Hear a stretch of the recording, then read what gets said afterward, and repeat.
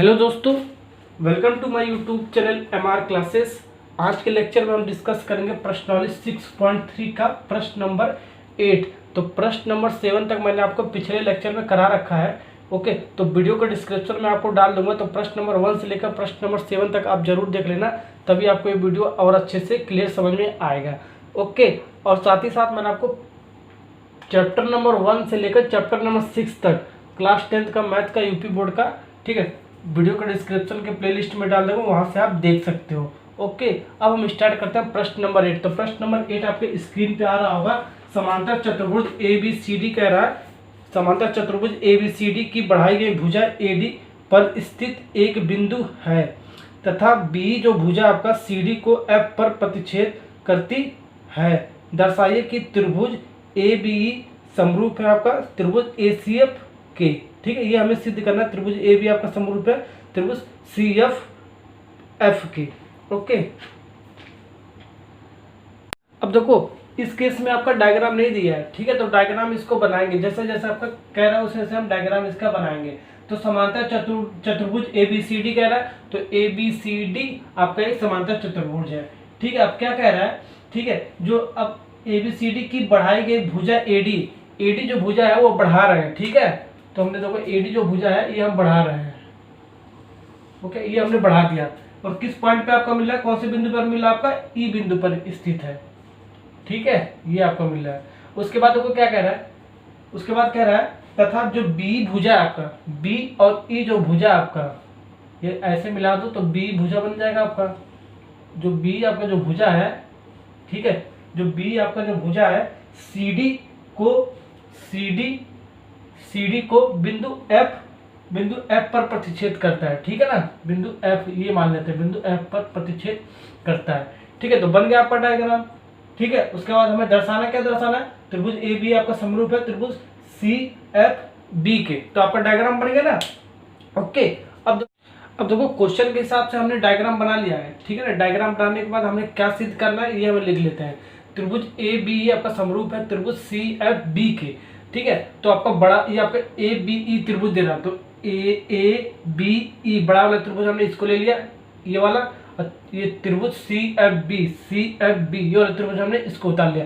आपका समरूप है तो समरूप वाला साइन लगा दिया, और इसको प्रूव हमें करके दिखाना है। ठीक है, तो अब सबसे पहले उत्पत्ति में हम क्या लिखेंगे, ये जो आपको सिद्ध करना होता है, दोनों त्रिभुज जो समरूप होते हैं वही हम त्रिभुज लेके चलते हैं। ठीक है, तो त्रिभुज हम ले लेंगे यही वाला है, त्रिभुज ABE तथा त्रिभुज CFB। ठीक है, तो मैंने आपको रूल बताया था दो त्रिभुज समरूप कब होते हैं। ठीक है, तो पहला आपका क्या था, कोण बराबर हो। दूसरा आपका क्या था, भुजा का अनुपात बराबर हो। तीसरा आपका क्या था, भुजा बराबर हो। चौथा रूल क्या था आपका, कोण बराबर हो। चारों में से कोई एक आपको सेटिस्फाई कराना होता है। ठीक है, एक अगर जो कर देगा तो चारों ऑटोमेटिक कर देगा। ठीक है, तो हम कोण बराबर लेके चलते हैं। ठीक है, तो आपका वो दोनों त्रिभुज का हो जाएगा, समरूप हो जाएगा। तो हम पहला वाला कोण बराबर लेके चलते हैं। ठीक है ना, तो चल कर देखो क्या आपका मिल रहा है। तो आप देखो कोण कैसे बराबर करोगे, मैंने आपको ये भी रूल बताया था। ठीक है, तो देखो ये आपका कोण A आपका कोण C के बराबर हो जाएगा। ठीक है ना, ऐसे ही मैंने आपको कोण निकालने के लिए बताया था, कोण A आपका जो होगा कोण C के बराबर हो जाएगा। कोण A आपका हो जाएगा आपका कोण C के बराबर हो जाएगा। तो रीजन भी आपको देना पड़ेगा, कौन सा रीजन से आपका ये बराबर होगा। ठीक है, कोण A जो आपका है, देखो कोण A जो आपका ये वाला है कोण C के बराबर हो जाएगा। ठीक है, ये आपका कौन सा रीजन है, आपका समांतर चतुर्भुज के सम्मुख कोण बराबर होता है। तो यहाँ पर आपको लिखना पड़ेगा समांतर चतुर्भुज के सम्मुख कोण बराबर है। ठीक है, इसलिए आपको कोण A कोण C के बराबर है। ओके, अब देखो इसके बाद ये वाला पहला वाला हो गया ना, पहला वाला आपका सम्मुख कोण मिलेगा दोनों त्रिभुजों के लिए। तो आपका ये जो यहाँ पर लिख लेंगे, कोण A जो आपका है वो किसके बराबर है, कोण C के। ठीक है, दोनों त्रिभुज का सम्मुख कोण मिल गया। अब दूसरा आप कोण निकालो, दोनों त्रिभुज का सम्मुख कोण जो B वाला होगा इस वाले बीच वाले के साथ होगा। ठीक है, ये भी बीच में तो ये भी बीच में है। ठीक है, यानी कि कोण B जो होगा वो कोण F के होगा। ठीक है, देखो कोण जो B होगा आपका वो कोण F के बराबर होगा।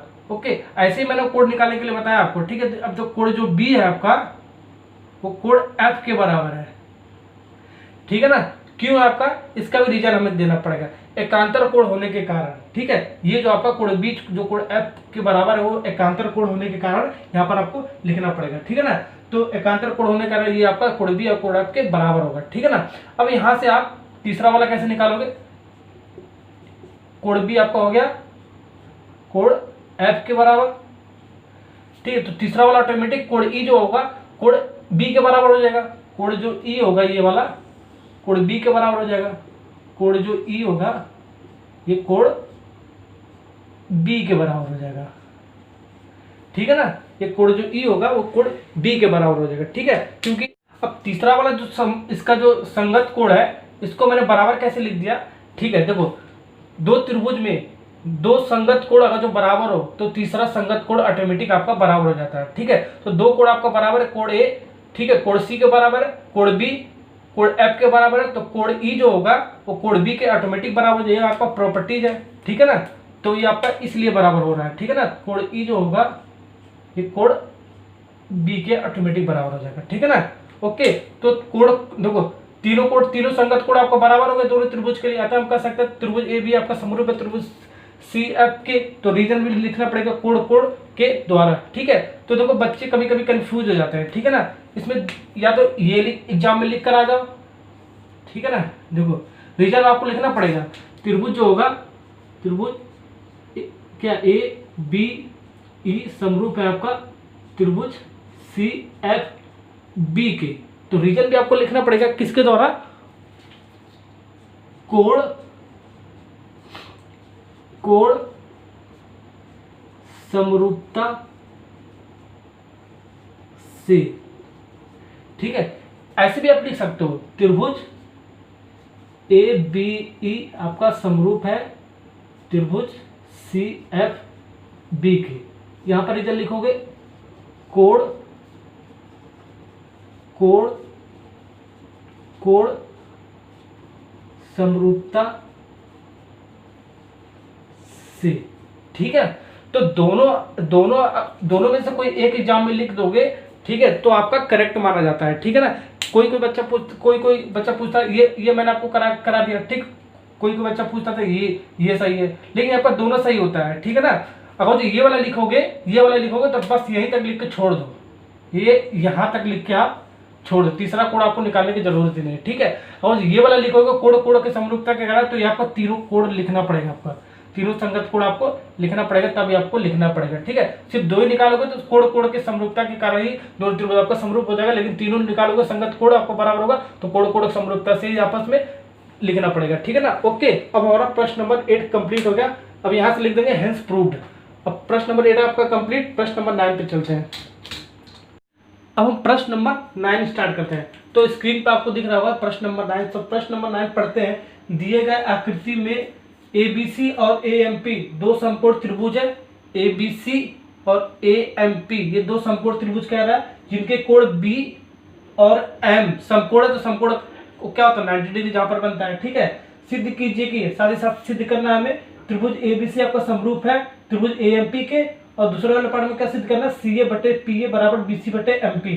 तो सेम प्रोसेस से हम करेंगे। प्रश्न नंबर 8 जैसे मैंने आपको ट्रिक की सहायता से सॉल्व करा है, ऐसे प्रश्न नंबर 9 भी ट्रिक की सहायता से सॉल्व करेंगे। तो सॉल्व करते हैं, देखो आपका क्या। अब हम इसका पहला पार्ट स्टार्ट करते हैं, इसको सिद्ध करना है। तो हमें सिद्ध क्या करना है, त्रिभुज ABC आपका समरूप है त्रिभुज AMP के। तो आपका जो डायग्राम दे रखा था, इन दोनों त्रिभुज का हमने समरूप के लिए डायग्राम बना दिया, ठीक है ना। ABC त्रिभुज ABC, तो हमने ये वाला त्रिभुज ABC ले लिया। B आपका क्या 90 डिग्री है, यानी समकोण आपका 90 डिग्री हो गया, ठीक है ना। अब उसके बाद क्या करें, दूसरा वाला आपका समरूप है, तो दोनों त्रिभुज समरूप है ना, सिद्ध करना हमें ये त्रिभुज AMP ये आपका क्या है 90 डिग्री आपका ये, ठीक है। M आपका समकोण है। ओके, तो यहाँ से हमने दोनों फिगर को ड्रॉ कर लिया। ओके, अब जो आपको सिद्ध करना होता है दोनों त्रिभुज, वही हम उसको उत्पत्ति में लिख लेते हैं, ठीक है ना। तो त्रिभुज ये ट्रिक है आपका, ओके, ABC तथा त्रिभुज AMP में। तो यहाँ तक हो गया ना। अब देखो मैंने आपको रूल बताया था, दो त्रिभुज आपस में समरूप कब होते हैं, ठीक है। तो 4 रूल मैंने आपको बताया था, जैसे प्रश्न नंबर 8 में बताया। तो हम कोड कोड कोड को लेके चलते हैं, ठीक है। एक आपका सेटिस्फाई कर देगा तो चारों ऑटोमेटिक आपका ये सेटिस्फाई कर देगा, ठीक है। तो दोनों त्रिभुज का संगत कोण हम बराबर लेके चलते हैं, ओके। तो देखो क्या मिला आपका, मैंने आपको ट्रिक बताया था, जो भी आप त्रिभुज लेते हैं उसी में हम एंगल निकाल लेते हैं, यानी कि कोण ए आपका बराबर हो जाएगा कोण ए के, ओके। तो लिख लो कोण ए बराबर हो जाएगा आपका, कोण ए बराबर हो जाएगा आपका कोण ए के, ठीक है ना। ये पहला वाला पार्ट हो गया आपका, पहला वाला। अभी कौन सा किस रीजन भी लिखना पड़ेगा, ये कौन से रीजन से आपका उभयनिष्ठ कोण, दोनों में, दोनों त्रिभुज में आपका उभयनिष्ठ कोण है, ठीक है ना, कोण ए और इस वाले में कोण ए, यानी कि उभयनिष्ठ कोण यहाँ पे लिखना पड़ेगा आपको रीजन में, ठीक है ना। अब सेकंड वाला देखो निकालो, सेकंड वाला मैंने कैसे बताया, देखो ये जो बी वाला है, बीच वाला इस बीच बीच के साथ हो जाएगा, ठीक है ना, यानी कि कोण जो बी होगा इस वाले त्रिभुज के लिए कोण एम के बराबर होगा इस वाले त्रिभुज के लिए, ठीक है। यानी कि ये 90 डिग्री है, ये भी 90 डिग्री आपका बराबर होगा। इसको रीजन लिखने पड़ा, दोनों त्रिभुज में आपका 90 डिग्री है, इसलिए आपका एक दोनों कोण बराबर है, ये भी रीजन लिखना पड़ेगा, ओके। अब देखो थर्ड, दो संगत कोण आपका बराबर मिल गया ना। अब तीसरा संगत कोण ऑटोमेटिक आपका बराबर हो जाएगा। मैंने आपको रूल भी बता रखा है, यदि दोनों त्रिभुज में दो संगत कोण बराबर हो, दोनों त्रिभुज में दो संगत कोण अगर जो बराबर, मैंने आप निकाल दिया, बराबर हो तो त्रिभुज, तो दोनों त्रिभुज का तीसरा जो संगत कोण होगा वो आपस में बराबर होता है, ठीक है। तो तीसरा संगत कोण इसमें क्या मिल रहा है आपका, ये इसके बराबर हो गया, ये इसके बराबर हो गया, यानी कोण सी आपका कोण पी के बराबर हो जाएगा, कोण सी जो आपका कोण पी के बराबर हो जाएगा, यानी कोण जो सी हो कोण पी के बराबर हो जाएगा, ओके। तो यहाँ लिख देते हैं तीसरा, कोण सी जो होगा कोण पी के बराबर हो जाएगा, ओके। रीजन में आपको लिखना पड़ेगा, यदि दोनों त्रिभुज में दो संगत कोण बराबर हो तो दोनों त्रिभुज का तीसरा संगत कोण भी आपस में बराबर होता है, ये आपको रीजन यहाँ पर लिखना पड़ेगा, ठीक है ना। अब यहाँ से आपका दो रिजल्ट मिलता है, ठीक है। या तो एग्जाम में ये लिख कर आओ या तो एग्जाम में ये लिख कर आओ, दोनों आपका सही है, ठीक है। तो केस नंबर 1 आपका क्या कह रहा है, कोण ए बराबर है, तो कोण ये पहला वाला दूसरा वाला हमने ले लिया, कोण ए बराबर कोण ए, कोण बी बराबर कोण एम के, ये वाला दोनों ले लिया, ठीक है ना। दोनों संगत कोण ले लिया हमने दोनों त्रिभुज के लिए, तो ये भी आपका समरूप हो जाएगा। जो त्रिभुज ए बी सी आपका, जो त्रिभुज ए बी सी आपका वो समरूप है आपका त्रिभुज ए एम पी के, किस रीजन से आपका कोण कोण के समरूपता के कारण ये दोनों त्रिभुज आपका समरूप हो जाएंगे, ठीक है। और एग्जाम में आप ये भी लिख सकते हो, ठीक है। बच्चे बहुत कंफ्यूज होते हैं, ये आपको पता नहीं चलता, ये भी आपको पता नहीं चलता, क्योंकि तीसरा कोण निकाल नहीं पाते हैं, ठीक है ना। तो देखो पहला दूसरा तीसरा कोण हो जाए आपस में बराबर कर दो दोनों त्रिभुज के लिए संगत कोण, तो हम आता यहाँ से देखेंगे त्रिभुज एबीसी आपका समरूप होगा त्रिभुज ए एम पी के।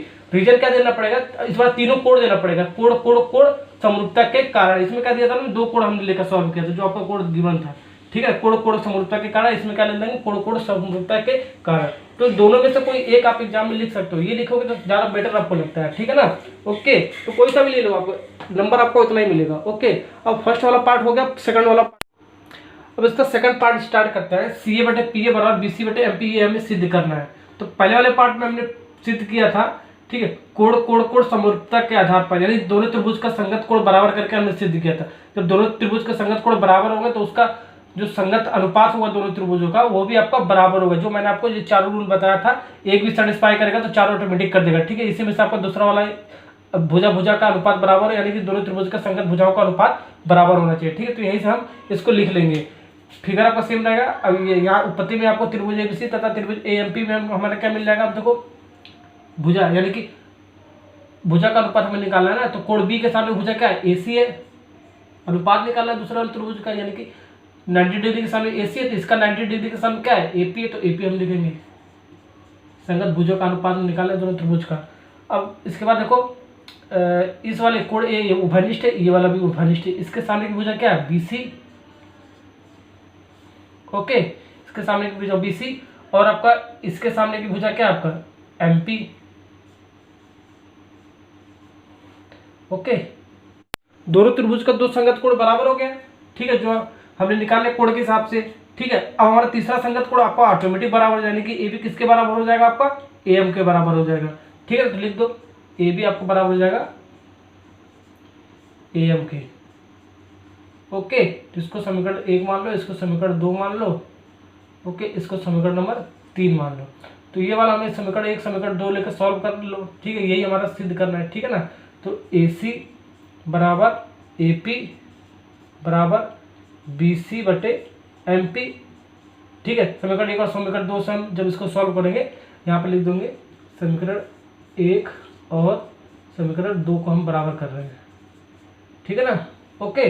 अब देखो इससे ऐसे भी लिख सकते हो CA बटे PA, ऐसे लिखो बातें की BC बटे MP।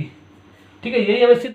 अब यहाँ पर हमारा ये सिद्ध करना था। अच्छा यहाँ पे लिख देंगे हेंस प्रूफ। रीजन भी आपको लिखना पड़ेगा, संगत भुजाओं का अनुपात बराबर होने के कारण, यानी दोनों त्रिभुज का संगत भुजाओं का अनुपात बराबर होने के कारण ही हमारा ये प्रूफ होकर आया है। ठीक है, ये तो मैंने फिगर के हिसाब से मैंने आपको बताया। ठीक है, इसके लिए भी आपका ट्रिक है। देखो त्रिभुज ABC था ना आपका, ABC तथा डायग्राम देखने की जरूरत नहीं पड़ेगी। जैसे एंगल मैंने निकाल रहा था ऐसे इसमें जो आपको पूछा होगा वही निकाल लेंगे। देखो क्या है CA, तो CA भुजा ले लो, डिवाइड बाई PA, तो PA वाला भुजा ले लो।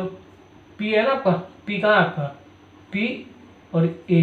ठीक है, तो PA वाला ले लो, PA, फिर बराबर लगा दो। फिर BC वाला ले लो। ठीक है ना, MP इधर वाला ले लो। ओके, यही सब त्रिभुज देख कर ही रेशियो निकाल सकते हैं। ठीक है, संगत भुजाओं का अनुपात का रेशियो निकाल सकते हैं, यही हमें प्रूव करना था। ठीक है, तो यही ये प्रूव कर देंगे। ओके, यहीं से डायरेक्ट यहाँ से लिख सकते हो। साथ में रीजन आपको देना पड़ेगा संगत भुजाओं का, क्योंकि दोनों त्रिभुजों का संगत भुजाओं का अनुपात बराबर होता है। ठीक है, ये चीज आपको लिखकर बताना पड़ेगा। ठीक है, या तो ऐसे करो या तो ऐसे करो, ट्रिक की सहायता से आप कर सकते हो। ठीक है ना। ओके, सेकंड वाला पार्ट भी खत्म। अब हम प्रश्न नंबर 10 पे चलते हैं।